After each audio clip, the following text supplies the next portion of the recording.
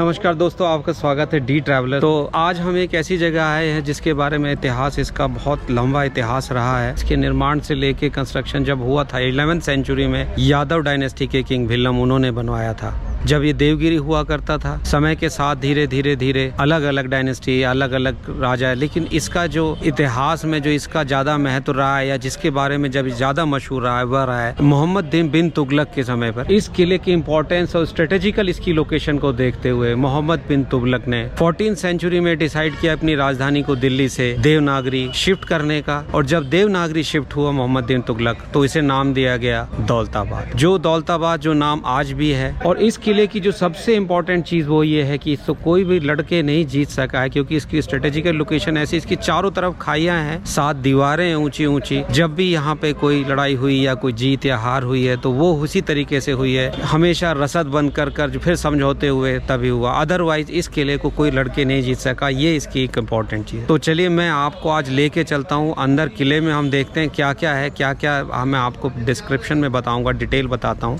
अब इसके starting point पे दौलताबाद के जो किला है, जो इसी किले से वो कहावत स्टार्ट हुई थी, तुगलकी फैसला। जब तुगलक मोहम्मद बिन तुगलक ने अपनी राजधानी दिल्ली से जब दौलताबाद शिफ्ट की, वो इम्प्रैक्टिकल आइडिया था, लेकिन उसके बावजूद कुछ महीने ही रह सकी राजधानी, इसके बाद इसको वापस शिफ्ट करना पड़ा। तो इसी से इसका नाम, तब से ये फैसला तुगलकी फैसला जो ये वर्ड है इसलिए इस्तेमाल होना स्टार्ट हुआ। ये कहावत बन गई कि कोई भी मनमाना फैसला करना।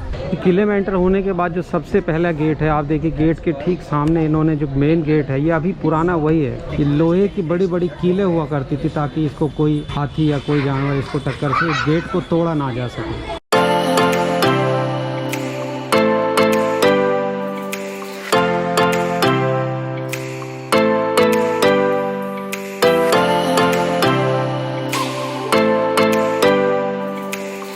तब हम मेन गेट से एंटर हो गए हैं। अभी इसकी किले की खासियत, इसके सारे रास्ते घुमावदार हैं। अब थोड़ा आगे जाएंगे, फिर लेफ्ट, फिर टर्न। तो स्ट्रेटेजिकली इसकी इंपॉर्टेंस यही थी कि अगर किसी की कोई सेना आ भी जाती है तो एक बार में ज्यादा से ज्यादा क्राउड आ ना सके। तो ये टर्न लेने के बाद अब आपको सामने दिख रहा होगा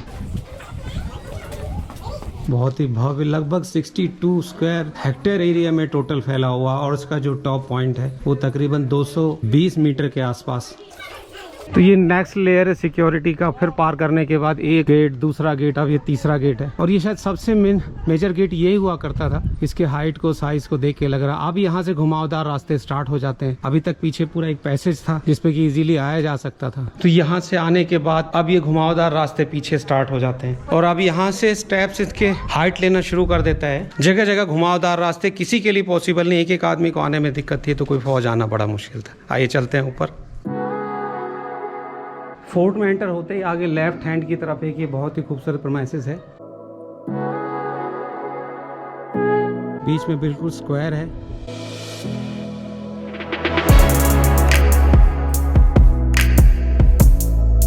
तो प्रीमाइसेस में एंटर होने के बाद हम आ चुके हैं यहाँ बने हुए भारत माता मंदिर में। ये भारत माता टेम्पल है, मैं आपको अंदर दिखाता हूँ। तो अब हम खड़े हुए टेंपल के अंदर। यहाँ पर उन्होंने बताया, कैमरे पे तो नहीं वो आएंगे, उन्होंने कहा कि वो यहाँ 4थी से 5वीं पीढ़ी है उनकी जो इस मंदिर को टेक केयर कर रहे हैं। वो इसको संभालते हैं, सुबह से आते हैं, शाम तक आते हैं, रहते हैं यहाँ पर। और आप कभी भी आइए, बहुत साफ़ सुथरा, पीसफुल और बहुत अच्छा एनवायरनमेंट है। ये मेरे सामने चांद मीनार है, जो उस वक्त के आर्किटेक्चर का एक ज़बरदस्त नमूना है। ये देखिए आप। कुतुब मीनार है, उसके स्ट्रक्चर में सबसे बड़ा जो फ़र्क है, कुतुब मीनार स्टार्ट होती है, अगर आप उसका बेस देखेंगे तो नीचे से राउंड है, लेकिन इसके चारों तरफ एक स्क्वायर बेस बनाया गया है, और उसके बीच से फिर वो ऊपर की तरफ जाती है। ये देखिए, इस तरह से सारा स्क्वायर है ये चारों तरफ इसके। तो अब मैं खड़ा हूँ इसके म्यूज़ियम में, जो प्रीमाइसेस में ही है। और म्यूज़ियम में वो सारी मूर्तियाँ जो टाइम पे या तो अपने आप टूट गई या हटा दी गई या उनको प्रिजर्व करने के लिए हटा दिया गया, तो उनको रखा गया है। यहाँ म्यूज़ियम में एक चीज़ खास तौर पे दिखाई दे रही है कि ज़्यादातर जो मूर्तियाँ जैन धर्म या बौद्ध धर्म से मिलती जुलती हैं, जो उनको फॉलोअर्स जो फॉलो करते हैं, भगवान महावीर की है, भगवान बुद्ध की है, उनकी मूर्तियाँ ज़्यादा हैं। तो इससे ये वैसे भी जब जिस काल में, जिस पीरियड में, जिस राजाओं ने जो फॉलोअर रहे जिस रिलीजन के, तो उन्होंने उससे अपने रिलीजन से रिलेटेड चीज़ों को यहाँ मंदिर बनवाए या मूर्तियाँ स्थापित करी। तो आपको हर तरह की चीज़ों का प्रभाव दिखेगा। तो आप प्रीमाइसेस के अंदर ज़रूर देखिए, म्यूज़ियम देखिए। आप विज़िट करेंगे तो आपको पता चलेगा, थोड़ा सा हिस्ट्री से कोरिलेट कर सकेंगे। आप ज़रूर म्यूज़ियम देखिए। ये पीतल से बनी तोप है जो इतने सालों बाद भी आज भी अच्छी कंडीशन में है। इसका नाम मेंढा तोप बता रहे हैं क्योंकि शायद मेंढा इसके शेप की वजह से है, बकरे के साथ मिलता जुलता इसका शेप है। ये इसके चारों तरफ, किले के चारों तरफ गहरी खाई हुआ करती थी, है जो कि अभी भी। और इसको कनेक्ट करने वाला ये लकड़ी का पुल। इसके नीचे अगर ये पुराना रास्ता, ये देखिए आप, ये जो नीचे आपको दिख रहा होगा, ये पहले पुराना रास्ता हुआ करता था। अगर इसको ये बंद कर दें तो अंदर घुसना इम्पॉसिबल हो जाता था। तो ये फ़िलहाल ये क्रॉस करने के लिए ये बाद में बनाया गया ताकि पब्लिक आराम से क्रॉस कर सके। बड़ा ज़बरदस्त खाई हुआ करती है और इसके अंदर बड़े मगरमच्छ होते थे। खाई कर पार करने के बाद एक और मोड़, वैसे चारों तरफ मोड़ है, अगर यहाँ से इकट्ठे काफ़ी सारे लोग एक साथ नहीं जा सकते। ये वापस से एक और मोड़, और अब यहाँ से जो इनका रास्ता स्टार्ट होता है ये और सकरा होता जा रहा है रास्ता। से मेन पार्ट है इसका भी, यहाँ से जो इसका जो सुना था फेमस, ये एक ही रास्ता है और ये आने के बाद ये बिल्कुल अंधेरा होता है अंदर। ये देखिए आप, ये देखिए ठीक सामने वहाँ से जब हम आते हैं तो इस पॉइंट पे यहाँ लाइट दिखाई देती है। तो वहाँ से जो दुश्मन की सेना भीड़ आती है अचानक, तो यहाँ से उनको दिखाई देगा कि यहाँ लाइट है, यहाँ से रास्ता है। और यहाँ आके आके स्टॉप पॉइंट हो जाता है। और उसके ठीक ऊपर ये देखिए, ये एक पॉइंट है, वहाँ से ऊपर एक गर्म तेल या गर्म पानी बहुत खौलता हुआ इनके ऊपर है। बहुत ही स्ट्रेटेजिक इम्पोर्टेंस। ये यहाँ से स्टार्ट होती है भूल भुलैया।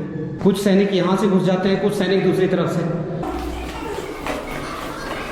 तो आगे बिल्कुल अंधेरा होता था, फिर एक पॉइंट पे आके वो अपनी सेना के साथ लड़ते थे क्योंकि अलग अलग रास्तों से इसमें एंटर होते थे। तो बिल्कुल अंधेरा होने की वजह से देखना मुश्किल रहा था। फिर नीचे जो रास्ता दिखाई दे रहा है, जब यहाँ से हम आते हैं, जब दुश्मन की सेना यहाँ आती थी, तो ये देखिए अब यहाँ ओपन होता है, लेकिन ये उस टाइम पे कवर्ड होता होगा। ये ऊपर से ये ऊपर से इसको हटा के जैसे ही ऊपर चढ़ते थे तो उनके सैनिक यहाँ तलवार लेके तैनात होते थे।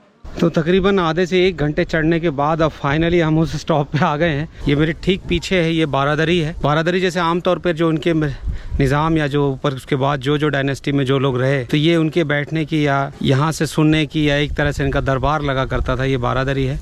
अभी मैं आपको ऊपर आके दिखाऊंगा, पर यहाँ आते आते हालत, आप आएँ जब भी आएँ तो अर्ली मॉर्निंग स्टार्ट करें आप, वो बेटर होगा। व्यू बहुत खूबसूरत है, लेकिन मौसम की वजह से अगर आप सर्दियों में भी आते हैं तो भी आप कोशिश कीजिएगा कि सुबह जल्दी स्टार्ट करें। फिलहाल मैं आपको, हम चलते हैं तो ऊपर चल के देखते हैं। वहाँ 2 कैनन है जो मेजर, यहाँ की कैनन जो मेजर अट्रैक्शन है वो बचा हुआ है अभी। तो हम अभी आ गए हैं टॉप पे बने हुए बारादरी। बारादरी के बिल्कुल सेंटर में मैं खड़ा हुआ हूँ। आपको बैक साइड में चारों तरफ ये इस तरह से ऐसे गैलरीज या फिर इसको बैठने के लिए आप जगह कह सकते थे, और ये बीच में सेंटर है। तो यहाँ पे इनके महल दरबार या फिर जो इनका डेली पुराने ज़माने में सिस्टम रहता था ऑफिस का, वो ऑपरेट करते थे। और ये बहुत ब्यूटीफुल जगह है। अभी नीचे आते समय तो बहुत गर्मी थी, लेकिन यहाँ आने के बाद चारों तरफ, ऊपर बिल्कुल टॉप पे बहुत अच्छी हवा चल रही है। तो शायद इसलिए इस पॉइंट को इसलिए बारादरी यहाँ बनाया गया होगा। ज़बरदस्त आर्किटेक्चर। तो यहाँ इस बारादरी में खड़े होकर उस समय के जो एंजॉय किया जाता था उसको ऐसा कुछ एक हद तक रियलाइज़ कर सकते हैं। बड़ा ज़बरदस्त चारों तरफ से, यहाँ चारों तरफ इसके डोर हैं छोटे छोटे, और ये डोर से आती हुई बहुत अच्छी हवा। शायद ये वजह रही होगी इस जगह को टॉप पे पॉइंट किला बनाने की। यहाँ आराम या हर मौसम में इजीली आप रहा जा सकता है।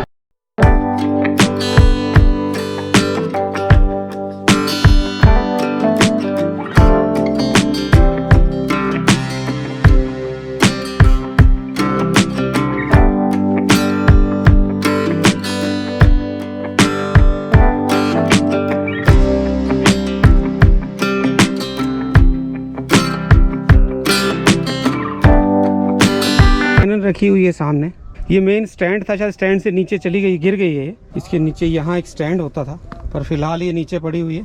इसका डायरेक्शन वाइज इन्होंने इसको रखा था, जैसे कि यहाँ किसी ने मुझे बताया अभी कि इसको इस डायरेक्शन में रखा जाता था कि यहाँ से जो आने वाला रास्ता, इसको यहाँ से एग्जैक्टली कवर किया जा सके अगर दुश्मन पीछे की तरफ से आता है यहाँ से। क्योंकि ये पड़ाव डालने की जगह है, थोड़ी हाइट है, प्लेन है, इस वजह से आपको नीचे दिख रहा होगा ये प्लेन एरिया है।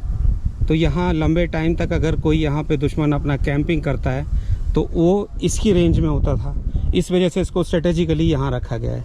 तो अब हम ऊपर की तरफ जाएंगे। वो ऊपर जो मेन पॉइंट दिख रहा है वहाँ जाके जो इनकी सबसे बड़ी तोप है जो बेसिकली, तो फाइनली हम सबसे बड़ी कैनन और टॉप पॉइंट की तरफ जा रहे हैं। अब तो इन्होंने टेम्परेरी सीढ़ियों का स्टेयर्स बना दिया है। अब ये टूट फूट गए हैं सारे। शायद पहले आने का रास्ता कुछ और रहता होगा, ये तो उन्होंने टेम्परेरी चढ़ने के लिए कुछ बना दिया है। अब हम उसके बिल्कुल टॉप पे पहुंच गए हैं तकरीबन 1.5-2 घंटे की चढ़ाई करने के बाद। सो फाइनली तकरीबन 225 मीटर ग्राउंड लेवल से जो पार्किंग थी हमारी वहाँ से ऊपर चढ़ने के बाद अब हम यहाँ टॉप पे आ चुके हैं। यहाँ आके लेकिन थकान काफ़ी हद तक दूर हो जाती है क्योंकि इतनी ज़बरदस्त हवा चल रही है चारों तरफ से। बिल्कुल टॉप पॉइंट है। मैं आपको अब इसका व्यू दिखाऊंगा। मेरे ठीक पीछे रखी हुई है ये इसके टॉप पॉइंट पर रखी हुई जो मशहूर कैनन है जो दौलताबाद की, जिसके बारे में कहा जाता है कि शायद इसको कभी इस्तेमाल करने की ज़रूरत नहीं पड़ी। इसका जो डायरेक्शन था, मैंने नीचे आपको दूसरी कैनन दिखाई, उसके डायरेक्शन से इसका डायरेक्शन अलग है क्योंकि ये डायरेक्शन रखा गया था नीचे की तरफ क्योंकि ठीक सामने वहाँ मेन रोड है। तो फाइनली टॉप पे रखी इस कैनन को, इसकी स्पेशलिटी ये है कि ये लगभग 12 टन की है और पंच धातु से बनी हुई है और ये अभी नीचे रख दिया गया है इसको ताकि डिस्ट्रॉय ना हो। अदरवाइज़ ये 360 डिग्री एंगल में मूव कर सकती थी। ये देखिए, अमेजिंग। तो हमारे साथ दौलताबाद के काफ़ी सारे लोग हैं यहाँ पे, औरंगाबाद से आए हुए हैं, तो ये कुछ कहना चाहते हैं, बताइए। श्री श्रीमंत शिव छत्रपति महाराज की जय भवानी, धन्यवाद, थैंक यू। तो फाइनली काफ़ी टाइम लगाने के बाद तकरीबन 3 से 4 घंटे लगे और हमारा ये दौलताबाद का जो विजिट था ये ख़त्म हुआ यहाँ। उम्मीद है आपको ये व्लॉग पसंद आया होगा। अगर आपको पसंद आया हो तो उसको सब्सक्राइब ज़रूर कर दीजिएगा और ताकि आपको नए नोटिफिकेशन के साथ आपको नए वीडियो का पता चल सके। तो अब हम ये अपना दौलताबाद का विजिट यहाँ ख़त्म करते हैं। Take care and good bye.